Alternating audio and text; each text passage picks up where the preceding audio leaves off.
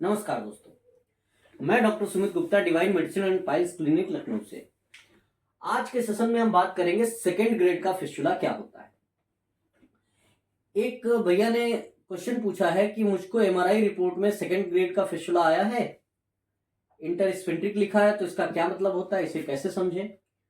तो पहले हम लोग समझेंगे कि सेकेंड ग्रेड का फिस्टुला होता क्या है, उसके बाद हम लोग इसके मैनेजमेंट के बारे में भी थोड़ा बहुत जानेंगे कि क्षार सूत्र विधि क्या होती है, कैसे काम करती है।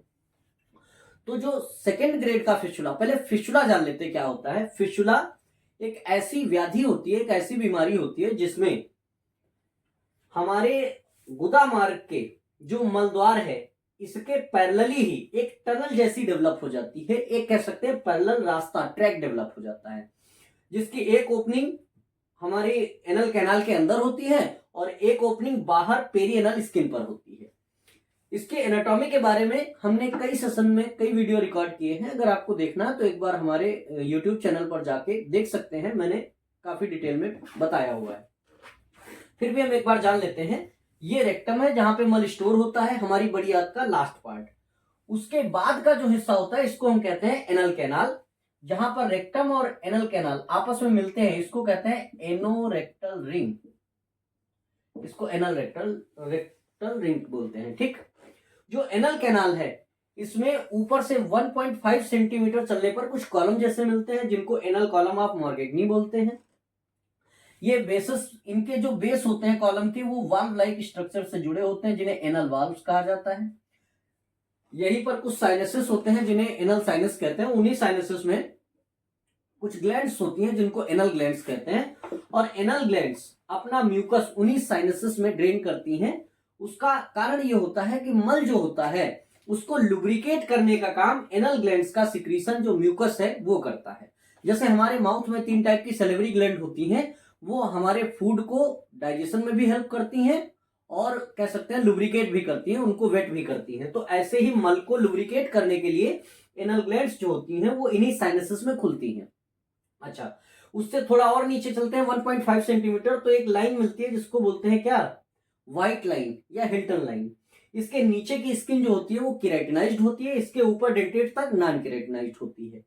तो ये तो एक जनरल एनाटॉमी की बात हो गई। इसके बाहर जो ग्रीन कलर से मैंने बनाया है ये इंटरनल स्फिंक्टर है, और जो ब्लैक कलर से बनाया है ये एक्सटर्नल स्फिंक्टर है। जो ये बनाया है ये पेरिएनल स्किन है। ठीक, अब होता क्या है, जैसा कि हम जानते हैं कि जो मैक्सिमम फिस्टुला होते हैं 90% से ज्यादा वो एनल ग्लैंड में इंफेक्शन की वजह से होते हैं। तो एनल ग्लैंड अपना सिक्रीशन क्रिप्स के थ्रू निकालती है एनल साइनसेस में। ये कोई एनल ग्लैंड है। अब इसमें इंफेक्शन हुआ, और अगर इसमें इंफेक्शन होगा तो क्या होगा, वो इंफेक्शन की वजह से यहां पर पस बनेगा, और पस बनेगा तो वो रास्ता ढूंढेगा कि हमको किधर तो जाना है। तो ये अब्सेस बनेगा, और ये पस जो है वो धीरे धीरे धीरे धीरे अपना एक नया ट्रैक क्रिएट करेगा, और वो आके पेरिएनल स्किन पर शुरुआती स्टेज में अगर हम बात करें तो एक फोड़े जैसी फॉर्म में ओपन होता है। फोड़े जैसे फॉर्म में ओपन होता है पेरिएनल स्किन पर। अगर ये सीधा सिंपल ट्रैक है तो हम इसको बोलते हैं ग्रेड फर्स्ट। इसको बोलते हैं ग्रेड फर्स्ट फिस्टुला। अच्छा, एक मजेदार बात आप ये देखिए कि ये दोनों स्फिंक्टर के बीच से आया है, इंटरनल स्फिंक्टर और एक्सटर्नल स्फिंक्टर के बीच से आया है, इसलिए इसको इंटरस्फिंक्ट्रिक फिस्टुला बोलते हैं। और ये सिंपल सा ट्रैक है, इसमें ना तो कोई पस कलेक्शन हुआ है, कहीं और कोई अब्सेस दिखाई नहीं दे रहा है, ना ही इसमें कोई ब्रांचिंग हुई है, इसलिए इसको ग्रेड फर्स्ट बोलते हैं। सेंट जेम्स यूनिवर्सिटी हॉस्पिटल के अकॉर्डिंग 5 ग्रेड्स के फिस्टुला होते हैं, first grade, second grade, third grade, fourth grade, fifth grade. और एक और क्लासिफिकेशन दिया गया है पार्क्स क्लासिफिकेशन, उसके अकॉर्डिंग 4 टाइप के फिस्टुला होते हैं, इंटरस्फिंक्ट्रिक, ट्रांसस्फिंक्ट्रिक, सुप्रास्फिंक्ट्रिक और एक्स्ट्रास्फिंक्ट्रिक। तो ये पहली वाली कैटेगरी में है, ग्रेड फर्स्ट है और इंटरस्फिंक्ट्रिक है। इसने इंटरनल स्फिंक्टर को तो पियर्स किया, लेकिन एक्सटर्नल स्फिंक्टर को पियर्स नहीं किया है, तो ये ग्रेड फर्स्ट है। ये ग्रेड फर्स्ट है।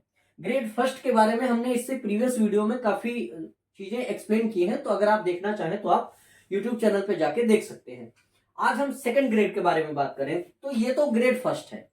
अगर इसी फिस्टुला में कोई पस कलेक्शन हो जाए, मान लो पस कलेक्शन, यहीं पर अब्सेस फॉर्मेशन हो जाए, या फिर इसी में कोई ब्रांचिंग हो जाए, ऐसे इसी में कोई ब्रांचिंग हो जाए, तो हम इसी फर्स्ट ग्रेड को जब ये आगे बढ़ता है, फर्स्ट ग्रेड ही क्या हो जाता है, सेकंड ग्रेड हो जाता है, सेकंड ग्रेड। अगर ब्रांचिंग हो गई या पस कलेक्शन हो गया तो इसी फिस्टुला को हम सेकंड ग्रेड फिस्टुला कहने लगते हैं, सेकंड ग्रेड फिस्टुला, हिंदी में इसे भगंदर कहते हैं। ये दवाओं से नहीं ठीक होता। उसका रीजन क्या है, क्योंकि इसमें जो सोर्स ऑफ इन्फेक्शन है उसको हम रोक नहीं पा रहे हैं। क्यों? क्योंकि जो फिस्टुला होता है उसमें दो ओपनिंग होती है, एक ओपनिंग मलद्वार के अंदर होती है एनल कैनाल में, और दूसरी पेरिनेल स्किन पर। जो अंदर है वहां पे जब भी मलत्याग के लिए जाएंगे तो क्या होगा कि उसमें मल के कुछ ना कुछ टुकड़े जाएंगे, ऑर्गेनिक मटेरियल है, डिके होगा, सड़ेगा, सड़ेगा तो पस बनेगा, पस बनेगा तो इन्फेक्शन फैलेगा। आप कोई भी दवा खा लीजिए, कुछ टाइम के लिए ऐसा लग सकता है कि हाँ एक्सटर्नल ओपनिंग जो फोड़े जैसा दिख रहा है उसमें नॉर्मल कंडीशन में बदबूदार पानी या पस जैसा बहता रहता है, अगर आप कुछ दवा खा लेंगे तो ये ओपनिंग बंद हो जाएगी। लेकिन इंटरनली जो इन्फेक्शन का सोर्स है वो नहीं खत्म होता, और अगर इंटरनली सोर्स ऑफ इन्फेक्शन नहीं खत्म होगा तो प्रॉब्लम बनी रहेगी। अगर ये एक्सटर्नल ओपनिंग बंद हो गई तो ये तो हमने कोरोनल सेक्शन लिया है। अगर हम बात करें एक्सियल सेक्शन की, देखिए एक्सियल सेक्शन का मतलब अगर हम ये एनल कैनाल लें तो जो इंटरनल स्फिंक्टर होता है ये हमारा मलद्वार है, और इसके बाहर जो पहला स्फिंक्टर होता है सर्कुलर, ये इंटरनल स्फिंक्टर है, और जो बाहर की तरफ मैं बना रहा हूं ब्लैक कलर से ये आपका एक्सटर्नल स्फिंक्टर, ये एक्सियल सेक्शन है। तो अगर हम देखें इंटरनल स्फिंक्टर और एक्सटर्नल स्फिंक्टर के बीच जो एक खाली जगह है जहां पर मैं उंगली रख रहा हूं अपनी, इसको बोलते हैं इंटर स्फिंक्ट्रिक स्पेस। क्या बोलते हैं? Intersphincteric space. और ये पूरा खाली स्पेस है, समझ रहे हैं? तो अगर मान लो एक्सटर्नल ओपनिंग बंद हो गई तो होता क्या है कि ये जो पस है ना, जो यहां पर इंफेक्शन की वजह से पस निकल रहा है, बन रहा है, ये क्या होता है कि ये यहां से स्टार्ट होकर के ऐसे, यहां से यहां पर मान लो फिस्टुला बना है, ये धीरे धीरे ऐसे चल के ऐसे हो जाता है। मतलब ये तो सिंपल ट्रैक आपको दिख रहा है, लेकिन ये ट्रैक इस एनल कैनाल के चारों तरफ ऐसे जाने लगता है, और इसकी ओपनिंग कहीं पेरिनेल स्किन पर होती है, जहां पर भी आपको फोड़े जैसा दिख रहा है वो इसकी एक्सटर्नल ओपनिंग है, और इंटरनल ओपनिंग तो अंदर है। इसको बोलते हैं हार्सू। घोड़े की जो नाल होती है, घोड़े की जो नाल वो थोड़ा सा सी शेप्ड होती है, तो ऐसे फिस्टुला को कहा जाता है हॉर्सशू शेप्ड। समझ रहे हैं? अच्छा, इसमें थोड़ा सा ऐसा सिस्टम होता है, इसको ठीक करना इस सिंपल की कंडीशन में थोड़ा सा और कॉम्प्लिकेट होता जाता है। जितनी जटिलताएं बढ़ती जाती हैं उसको ट्रीटमेंट थोड़ा सा मुश्किल होता जाता है। ग्रेड के साथ भी कह सकते हैं, जैसे फर्स्ट ग्रेड है आसानी से ठीक हो जाता है। उसमें भी दो कंडीशन है कि अगर हम स्फिंक्टर का थोड़ा सा हिस्सा इन्वॉल्व कर रहा है फिस्टुला, मतलब नीचे से इंटरनल स्फिंक्टर का थोड़ा सा हिस्सा इन्वॉल्व करते हुए आया तो उसको बोलते हैं लो एनल फिस्टुला। और अगर इसने इंटरनल स्फिंक्टर का ऊपर तक हिस्सा, जैसे मान लो अगर ये कोई फिस्टुला ऐसे आया तो ये लो एनल फिस्टुला होगा। लेकिन अगर कोई फिस्टुला यहां से आके ऐसे आया है तो ये फर्स्ट ग्रेड ही, लेकिन इसने इंटरनल स्फिंक्टर का बहुत ज्यादा हिस्सा इन्वॉल्व कर लिया तो इसको बोलते हैं क्या, हाई एनल फिस्टुला। ये और थोड़ा सा मुश्किल काम हो जाता है, समझ रहे हैं? तो जो सेकंड ग्रेड का फिस्टुला है उसमें क्या होता है कि फर्स्ट ग्रेड तो सिंपल ट्रैक था, सेकंड ग्रेड में या तो ब्रांचिंग हो जाती है या फिर पस कलेक्शन होने लगता है। अब इस कंडीशन में क्या करना चाहिए? इसको जैसा हम लोगों ने सीखा कि दवाओं के माध्यम से इसको ठीक करना मुश्किल है। मुश्किल इसलिए है क्योंकि इसका सोर्स ऑफ इन्फेक्शन अंदर से है, और जब तक सोर्स ऑफ इन्फेक्शन बंद नहीं होगा तब तक दवाओं का काम सिर्फ और सिर्फ कह सकते हैं कि एक्सटर्नल ओपनिंग पर कह सकते हैं कि कुछ टाइम के लिए बंद हो जाए, या दर्द से राहत, सिम्टम से राहत भले ही मिल जाए लेकिन आपकी बीमारी ठीक नहीं होती है। क्या करना पड़ता है? जब कभी भी फिस्टुला का कोई केस हो तो इसमें मैक्सिमम केस में सर्जरी की जरूरत पड़ती है। अब सर्जरी की जब जरूरत पड़ती है तो कई सारे तरीके हैं, कौन सी सर्जरी करानी चाहिए? तो बहुत सारी सर्जरी है जिन पर हम नहीं जाते हैं। हम सिर्फ बात करेंगे एक सर्जरी के बारे में, क्षार सूत्र। लेजर भी मॉडर्न में है और भी कई तरीके हैं, लेकिन अगर हम क्षार सूत्र की बात करें तो क्षार सूत्र ऐसा मेडिकेटेड थ्रेड होता है जिसके ऊपर अपामार्क और एकारेंथस एस्पेरा बोलते हैं, चिटचिटा भी बोलते हैं उसको, उससे कुछ क्षार तैयार किया जाता है आयुर्वेदिक विधि के द्वारा। और स्नूही एक प्लांट होता है, उसके मिल्क से, उसके क्षीर को उस एक जो थ्रेड है उसके ऊपर बारी बारी से 21 बार कोटिंग की जाती है और सबसे ऊपर हल्दी की कोटिंग करते हैं, उसको क्षार सूत्र कहते हैं। आयुर्वेद में वर्णित आचार्य सुश्रुत ने उसका वर्णन किया है, बहुत ही प्रभावशाली, बहुत ही सरल, बहुत ही कह सकते हैं सक्सेसफुल थेरेपी है। और एनल कैनाल से रिलेटेड या कह सकते हैं मलद्वार से संबंधित जो बीमारियां हैं उसमें तो बहुत उपयोगी है, उसका कोई जोड़ नहीं। करना क्या होता है, बहुत साधारण सा प्रोसीजर है कि हम इस ट्रैक को कंफर्म करने के लिए एमआरआई फिस्टुलोग्राम कराते हैं। एमआरआई फिस्टुलोग्राम से हमको इस फिस्टुला ट्रैक की पूरी जानकारी मिल जाती है कि ये कहां तक फैला हुआ है, किस ग्रेड में है, किस पोजीशन में है, इंटरस्पिंट्रिक है, ट्रांसस्पिंट्रिक है, क्या पोजीशन है इसकी। और जब पूरी जानकारी मिल जाती है तो प्रोब के थ्रू हम इसके ट्रैक को देखते हुए क्या करते हैं कि एक थ्रेड, वही क्षार सूत्र, यहां से लेके ऐसे अंदर से जाते हुए ऐसे यहां से मलद्वार से निकल आते हैं और इसको ऐसे बांध देते हैं। ये लूप, ये क्षार सूत्र है, ये क्षार सूत्र है और इसको बांध देते हैं। क्षार सूत्र एक सर्जिकल इंस्ट्रूमेंट है।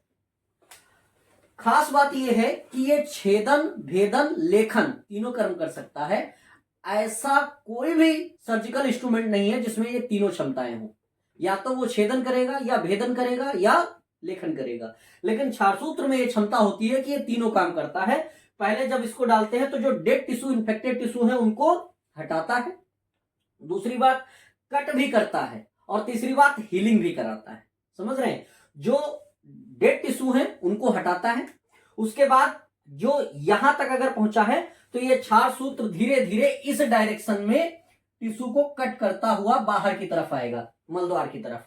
और चूंकि एल्कलाइन मीडियम होता है, हाईली एल्कलाइन मीडियम होता है, तो इसमें इंफेक्शन से भी कोई खतरा नहीं रहता। और पीछे से जो बैक साइड से उसमें टिश्यू में हीलिंग होती रहती है और धीरे धीरे ये जो क्षार सूत्र है ये कट करता हुआ बाहर निकल आता है और पीछे से नेचुरल फॉर्म में टिश्यू हील हो जाता है।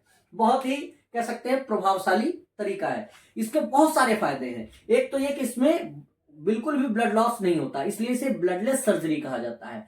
दूसरी बात, आपको एक भी दिन बेड रेस्ट की जरूरत नहीं होती, क्योंकि आप सारे काम कर सकते हैं। एक क्षार सूत्र एप्लीकेशन के बाद आप सारे काम कर सकते हैं।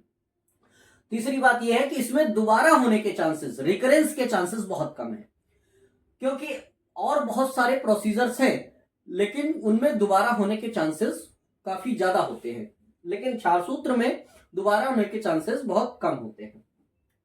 खर्च भी बहुत कम है, आपको एडमिट होने की जरूरत नहीं है, आपको बेड रेस्ट होने की जरूरत नहीं है और आपका के जो एक्सपेंसेस हैं वो भी बहुत कम होंगे, आपको दर्द भी बहुत कम कह सकते हैं सहना पड़ेगा। तो ये एक ऐसी थेरेपी है जिससे फिस्टुला या भगंदर को बहुत आसानी से ठीक किया जा सकता है। और सेकंड ग्रेड में जब ये बांधते हैं क्षार सूत्र, तो उसके बाद इस ट्रैक को लगातार साफ करना होता है। तो हम कह सकते हैं कि पानी क्षार के माध्यम से भी साफ कर लेते हैं, कई बार वो डिपेंड करता है कि सिचुएशन के अकॉर्डिंग। क्लोरीन वाटर से कर सकते हैं या मेट्रोजेल से साफ करते रहते हैं इसको, क्योंकि इसमें जब भी कभी आप देखेंगे तो मल के टुकड़े फंस सकते हैं और अगर मल के टुकड़े फंसेंगे तो वो इन्फेक्शन कॉज कर सकते हैं। तो हमें इसकी साफ सफाई पे बहुत ध्यान देना होता है। अगर आप में से भी कोई या आपकी जान पहचान में कोई ऐसा व्यक्ति है जो लंबे समय से ऐसी किसी बीमारी से पीड़ित है, परेशान है, तो आप हमसे नीचे दिए गए नंबर पर संपर्क कर सकते हैं। क्षार सूत्र विधि से फिस्टुला, भगंदर जिसको बोल रहे हैं, और आपका फिसर हो गया और पाइल्स हो गया, इन जैसी बीमारियों का बहुत आसानी से और सुगमता से इलाज उपलब्ध है। Thank you.